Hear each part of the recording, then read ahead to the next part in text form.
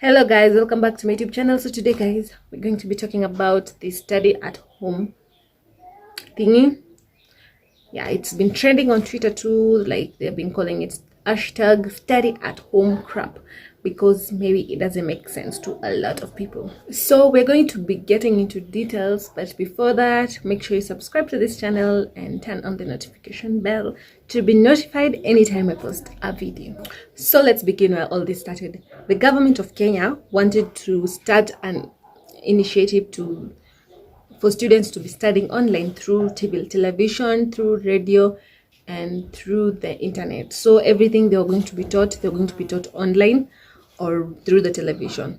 And a lot of Kenyans were really angry and really complaining because they thought this was really not fair, especially for people living in remote areas who cannot access these internet facilities or resources, or cannot access even a radio or a television. The government think that the exams, maybe the national exams, can still continue or can still happen if students are able to study online. But a lot of problems are coming from that. Let me get into that later. So the first thing, most of these students cannot be able to afford the simple necessities such as laptops, a simple phone, a television, or even a radio. So how do you expect them to learn and compete with the other students, the other rich students, favorably?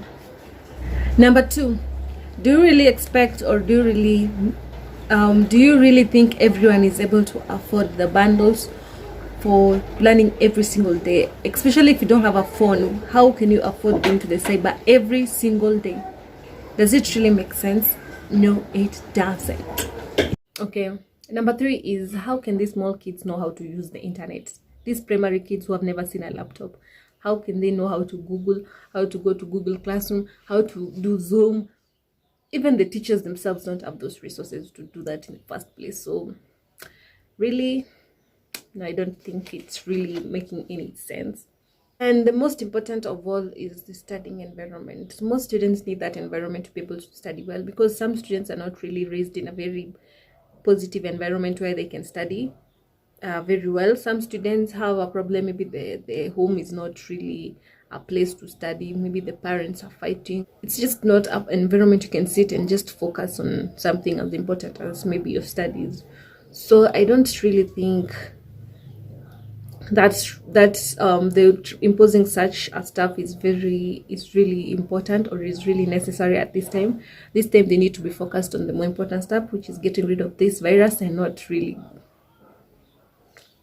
putting such pressure on students, because students that come from different social economic backgrounds, and the rich students are going to be advantaged more than the poor students, and maybe the performance will just be there. It will just show how unfair the system will be. So I don't really think it will be a good idea at all. So my question for you today is, do you really think as a third world country we are ready to start a study at home program? Do you really think it's fair? Do you really think it will favor everyone equally?